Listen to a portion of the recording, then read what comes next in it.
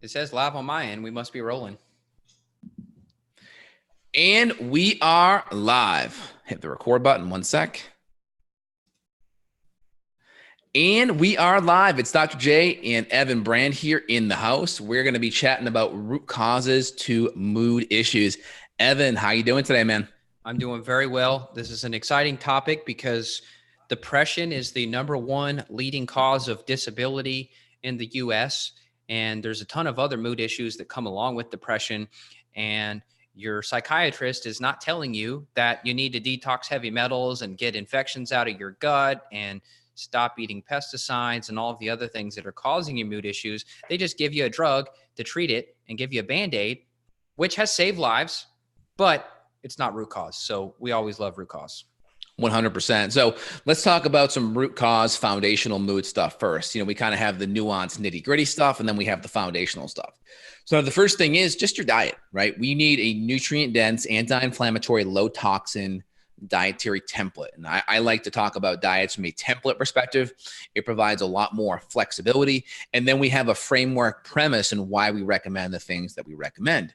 Part of it is foods that are evolutionarily appropriate, foods that we've had enough time to adapt to and eat, foods that are going to be low in toxins, whether it's anti-nutrients or oxalates or phytates or natural plant toxins. Remember, plants don't have claws and feet to run and fight. So they have various toxins, right? So we want to make sure we're using cooking methods and avoiding toxic plants, especially the more gut issues we have. And then anti-inflammatory, right? We know foods have the ability to move us to an anti-inflammatory environment, good, healthy omega-3 fatty acids, kind of more neutral, good, healthy saturated fats, less of the more processed, refined omega-6 that are more fragile, and they can move us more in that pro-inflammatory state.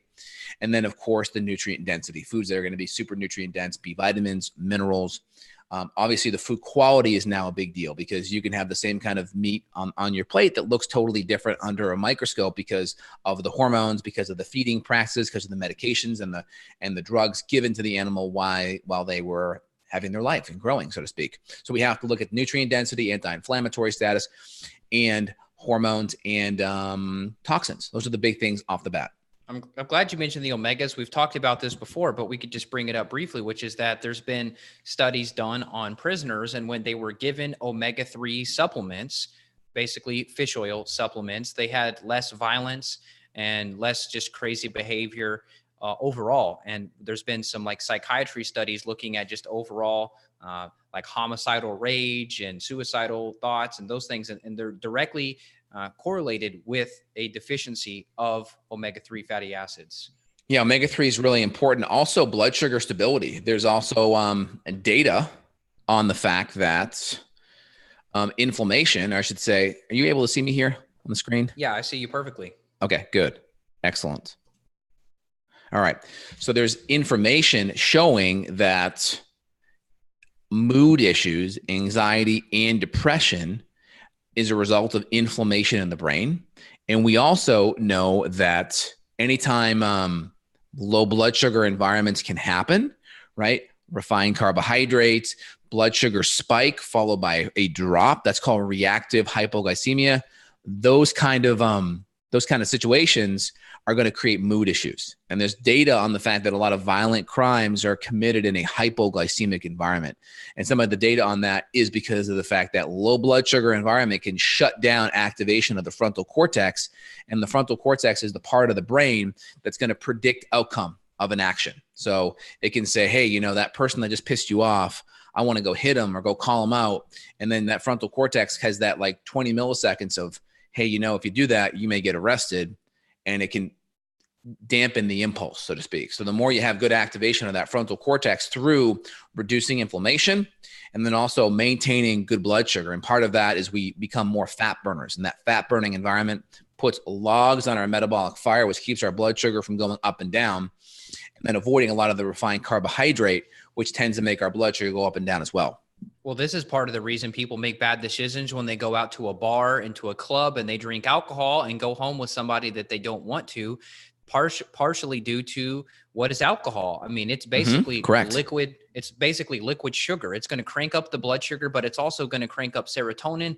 And then the serotonin is going to just flatline. And when you run out of serotonin, you can't make decisions that are smart. And so if you are somebody who is struggling with mood issues, alcohol needs to be out of the picture completely for multiple reasons that we just mentioned. Yeah, blood sugar, or I should, alcohol actually lowers your blood sugar. It can create a hypoglycemic environment. Just go take for instance, a shot of vodka and just test your blood sugar. Your blood sugar will drop. Restaurants do this on purpose because they know if they can get you some refined carbohydrates, some pretzels, some bread, and then they can get you some alcohol pretty fast, they're going to cause a reactive hypoglycemia environment, and you're going to be ordering more food and getting more carbohydrates and maybe ordering a bigger dessert. And whether or not they understand the biochemistry of it all, they understand that if they do these kind of things in the beginning of the meal, they can create a larger bill for you at the end of the meal. Yeah, when I'm saying blood sugar, sorry, I should have clarified, like margaritas and things that have like agave syrup and all the sugary stuff mixed with the alcohol, that's when your blood sugar is going to go crazy. But yeah, I haven't tested the vodka by itself. That would be cool to see on a glucose monitor. Exactly. Yep. 100%. It can really create some significant issues, some significant stressors. 100%. So we could spend time and talk about, this isn't for today, but I mean, there's like traumas, for example, any trauma that's left over in your body, physical, mental, abuse, war, violence, anything that you've had like that. Yes, you must address traumas. I don't want somebody listening and thinking if they just perfect their diet and get rid of alcohol, their mood issues will go away. There could be super deep traumatic issues that need to be addressed, but we were trying to focus on more like the biochemistry aspect, the blood sugar aspect, adrenals, hormones, thyroid, gut, those things. 100%. Yep. I totally get that for sure. So in general, we have the inflammation components too. So of course, gluten's going to be a big one there. The main mechanism in how gluten's going to create more mood issues is going to be through inflammation, and it can create gut permeability, and that gut permeability can allow various inflammatory cytokines and undigested food particles to get in the bloodstream that can create more of an inflammation response and then create leaky brain as well. And then a lot of these inflammatory compounds, whether it's lipopolysaccharides or just inflammatory foods that are unprocessed, and then you have that immune response, these particulate can get into the brain, but through the astrocytes, which are the blood-brain barrier. And then that can activate our glial cells in our brain, and that can create more cognitive issues, more inflammation in the brain. And some of the newer families of antidepressants that are coming out very soon, these medications are actually working more on inflammation in the brain. The problem is, like any medication, it's going to have inherent side effects just because of the fact that any medication does. When you block and inhibit various enzymatic pathways, other things happen as a result. It's kind of like the old Vioxx days with these COX-2 inhibitor medications. The COX-2 enzyme, the cyclooxygenase 2 enzyme that was being blocked by some of these medications like Vioxx, well, those enzymes also had beneficial effects on recovering liver, heart, and gut tissue. So then you had a lot more stroke and cardiovascular incidences when you were on these medications. Even though they worked, that enzyme had other important roles outside of just blocking pain. Wow. They pulled that from the shelves. I mean, that's like long gone, isn't it? Maybe I should look it up. Oh yeah, that was pulled like 10 years ago. I think Merck had a massive lawsuit around that. I think it was on record of killing 60,000 people. Oh gosh. Yeah, I know. Really sad. But what are you going to do? All right. So let's talk about the sleep aspect.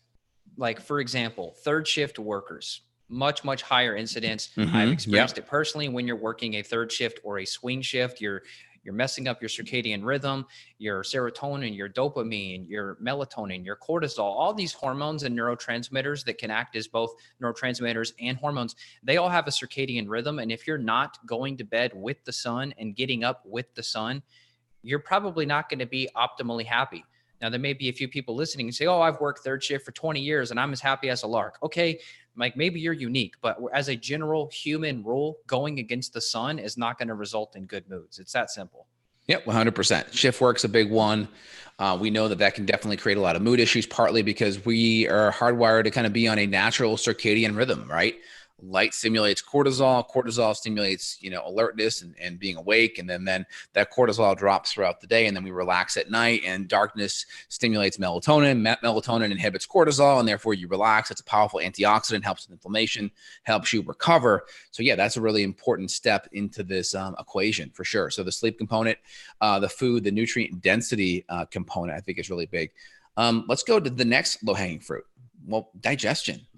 okay, great, we're eating a really good diet, but now we got to actually break down those the nutrients. So we got to make sure we're chewing our food up well. We got to make sure we have enough acid and enzymes to break down those amino acids, those fatty acids, those cholesterol compounds, because they all are building blocks for our brain, i.e. cholesterol and saturated fats. Our hormones are building blocks from cholesterol as well.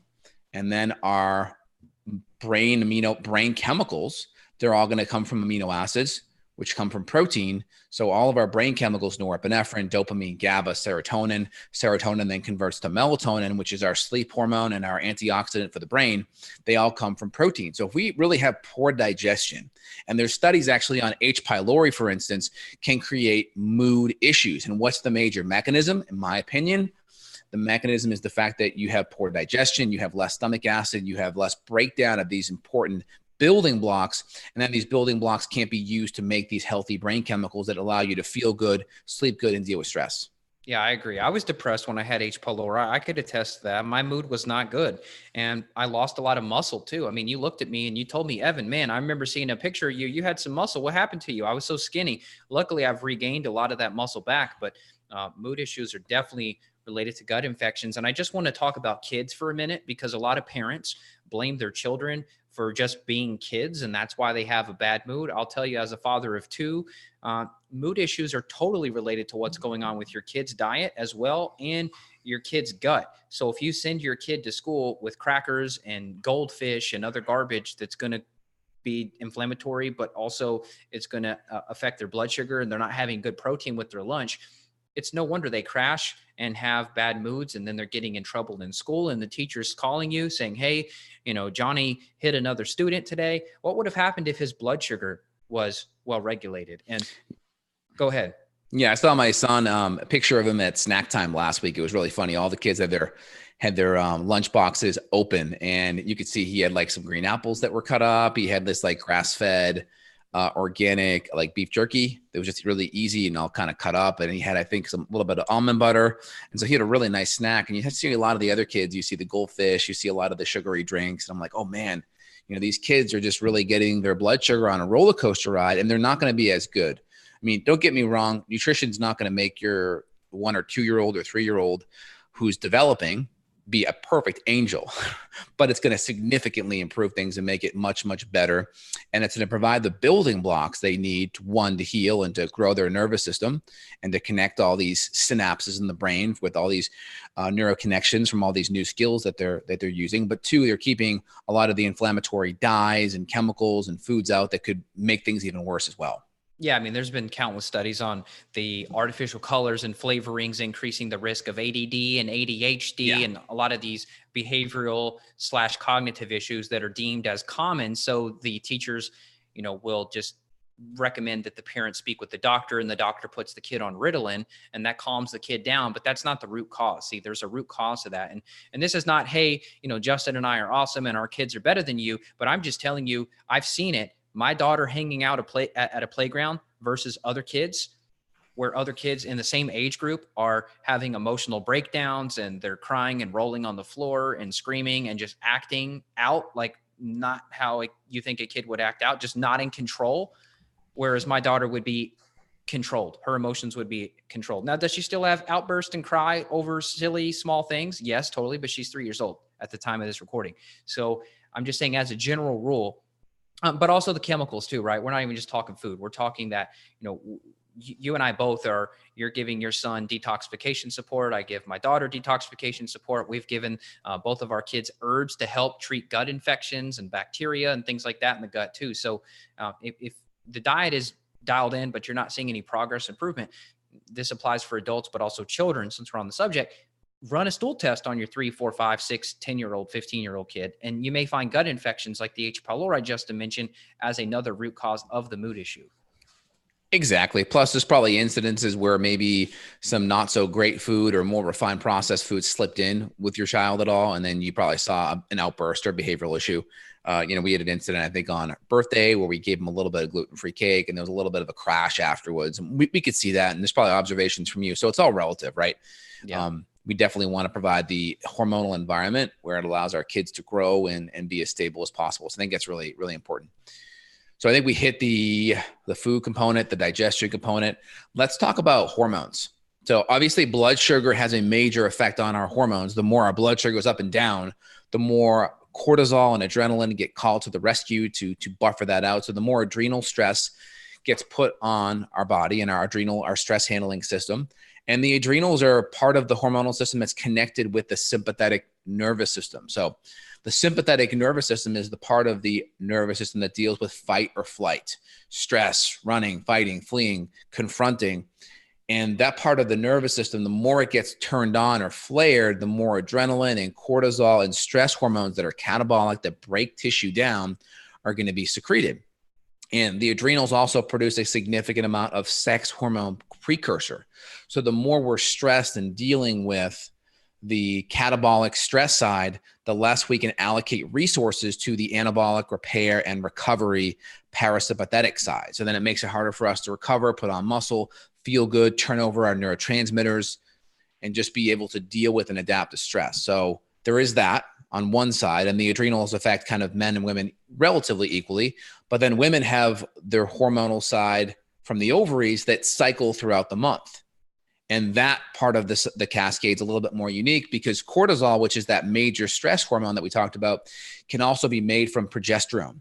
And so the more we are stressed, the more we can pull from the progesterone side, which then can create more estrogen dominance. So our relative ratio of progesterone to estrogen, which is typically 20 to 25 to 1 on average for progesterone to estrogen, starts to skew.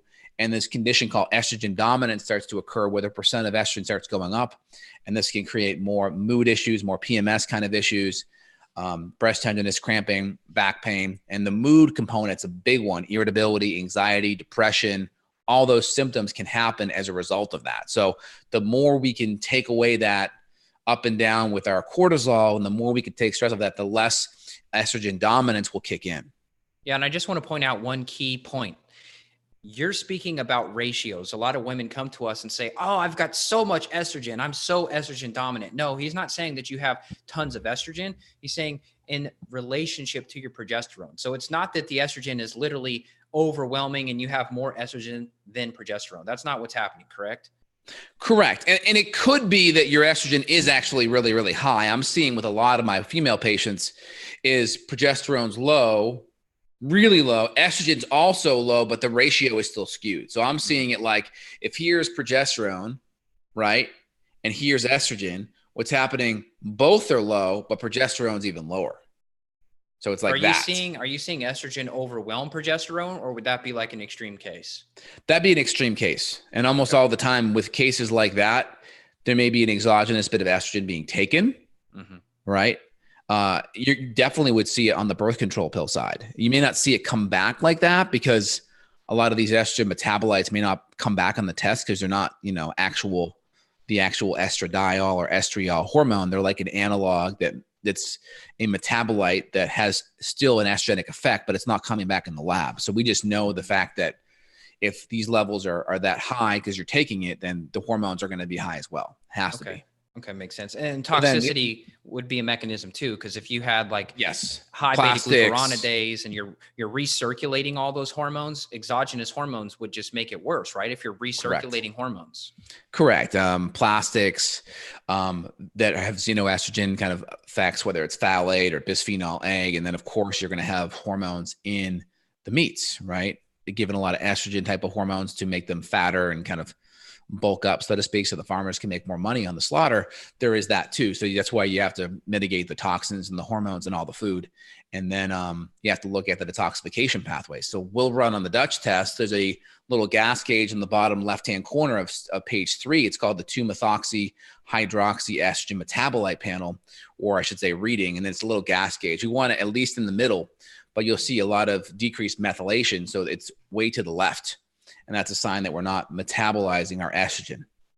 Yeah, that's important. So you have to address hormones, and we're not saying, hey, you just go on thyroid medication. Like that's not, this is a whole system here. Adrenals are connected to your thyroid. Thyroid's connected to adrenals. The brain's involved. You mentioned the sympathetic nervous system. So if you're somebody who's working 70 hours a week, you're not taking days off, and your nervous system is so revved up, you can eat a paleo diet and still have mood issues. Correct. Yep. It's very possible. So we have those kind of hormone issues. And of course, any women listening to it, mood may be one component of that. It could be other things as well. It could be energy. It could be back pain, cramping, breast tenderness, fluid retention. It could be all the above.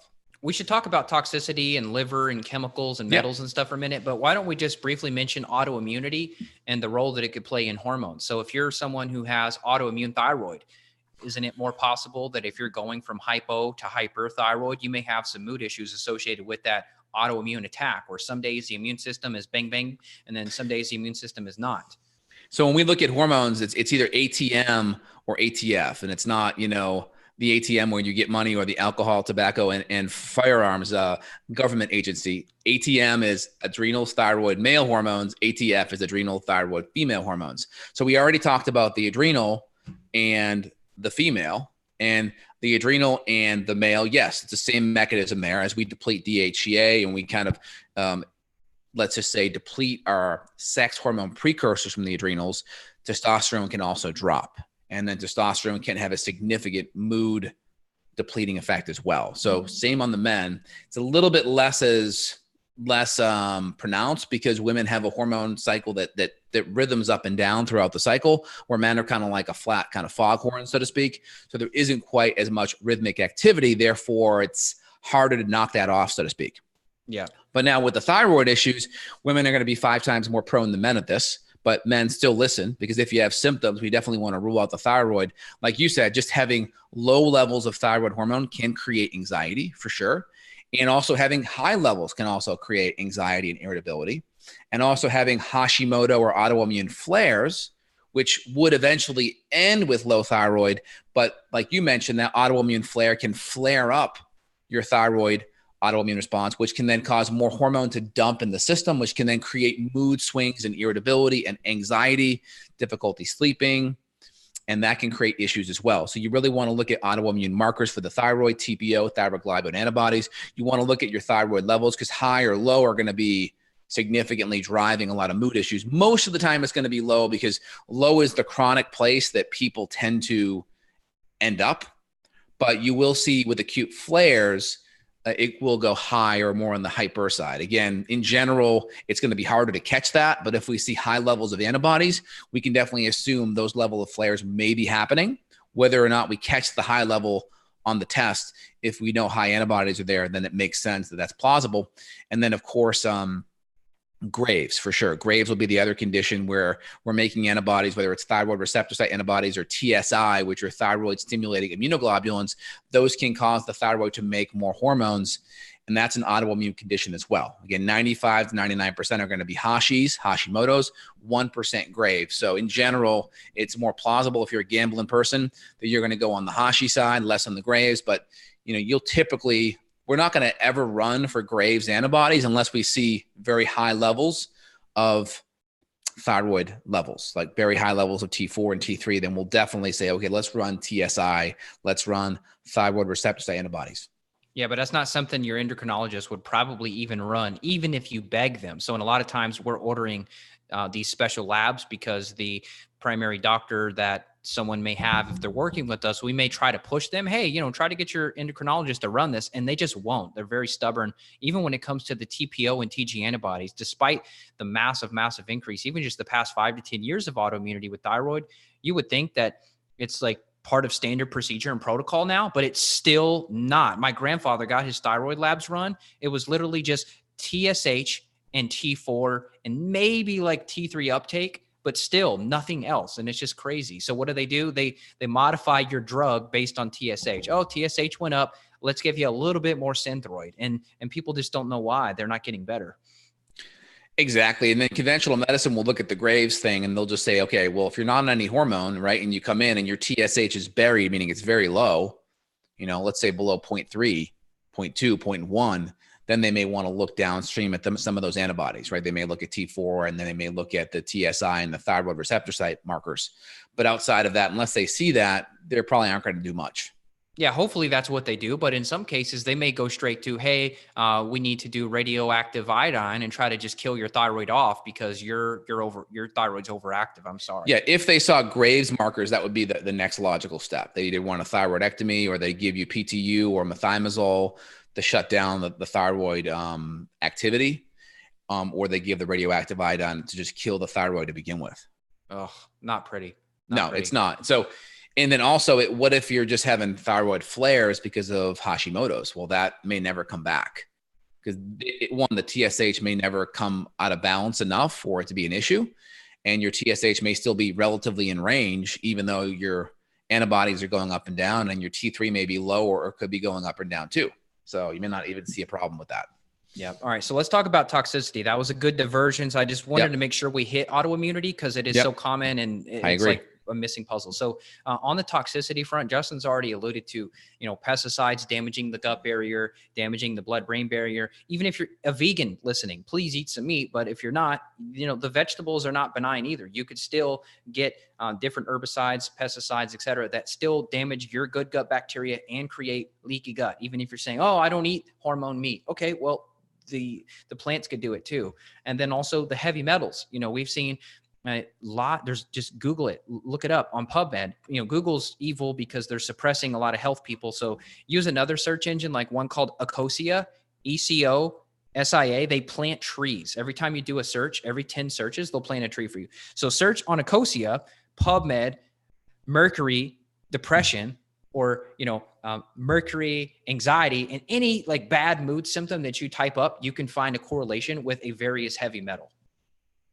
Yep. Excellent. I think that's really, really important. So heavy metals, various pesticides, various toxins, Roundup, glyphosate, these are all going to be potentially stressors on your nervous system, on your immune system, on your brain. And so the easiest thing is one, just decrease the toxin overload. Just be eating organic, higher quality food, drink really good, clean, filtered water. And then number two, we can always give supports to help run our phase 1, phase 2, and our detoxification pathways. And that's really important. So we can do simple things like activated charcoal. We could give sulfur-based amino acids. We can give glutathione straight in a liposomal form or a reduced form. We can give extra B vitamins and antioxidants like milk thistle and curcumin and resveratrol and really powerful things to help with inflammation and donate antioxidants. Anything else you want to highlight there on the detox side? I started over the weekend doing some glutathione in a nebulizer. There's actually a brand out there, which I can tell you about, of a glutathione that's mixed with a sodium bicarbonate that you can mix with saline solution. I had read Stephen Buhner, the herbalist that you and I love because of his work on Lyme and co-infections. He made a COPD protocol for people suffering with asthma and other lung conditions and came up with a nebulized protocol with essential oils. And so I'm doing the nebulized glutathione by itself. And you just, put the face mask on, you've got the nebulizer, and I just took in 200 milligrams of glutathione intranasally. And I tell you, my brain yesterday was so clear, like amazingly clear. And I've actually spoke with some of these people at the company who've gotten their patients off of IV glutathione and onto the nebulizer because they don't have to drive anywhere to get poked with a needle. It's much cheaper. And the results are being seen much better because it's getting through the blood-brain barrier when you inhale the glutathione versus the IV is not. So that's like my new development on detox. And I haven't done it enough yet to give you the full, the full story. But for right now, my story is it's very positive. Excellent. Very good. So I think we talked about some of the toxin things. And again, it's pretty simple. It's like you just got to look at the food, look at the environment, try to increase sweating via infrared sauna, good clean hydration, get a really good clean water filter, justinhealth.com/water. Those are the ones that I specifically use. Evan probably has some as well, evanbrand.com, and you can look at his shop as well. But those are the things I actually use and I recommend personally. Clean water, organic food, being able to digest your food. And then we talked about some of the various binders that we can do, like chlorella for some of the heavy metals, activated charcoal is just a really good multitasker for a lot. Various bentonite clays or fulvic minerals are really good too. And then we may also, for mold, we may also do things like zeolite or maybe even cholestyramines to help bind up some of that mold as well that could be there environmentally. And if that's the case, then we'll have to do some testing on the house and look at getting to the root cause of that dialed in. And I have a guest that we're going to get on in just a few minutes that will talk all about that in the next podcast that will be right after this show. Yeah, we got to wrap it up so that you all can chat about mold. It's going to be fun. But the sauna would be the last thing I would add, and then we'll wrap it up. The sauna, I Yep. love sweating. Sweating is the key. And you can look at, if you just look up PubMed, type in like ochre toxin sweat, you can read that mold toxins, in fact, do come out when you sweat. So there is proof behind that. And there's a reason that our ancestors did like sweat lodges and some of these ceremonial practices. They sweat their butt off in those things, and they were probably detoxing. The good thing for them is they didn't have any of the hundreds of thousands of man-made modern chemicals that we have Yep. today. I think that's important. That's great. Awesome, Evan. Well, today was a great chat. As always, hope everyone enjoyed the podcast and the interview. Feel free to put your comments down below. Let us know things that you have used to help you detoxify, good experiences you've had. And if you enjoyed today's show, give us a share. We appreciate it. And you can write us a review at evanbrand.com/iTunes and justinhealth.com/iTunes. We appreciate y'all. Everyone have a phenomenal day, and we'll talk real soon. Take care, Evan.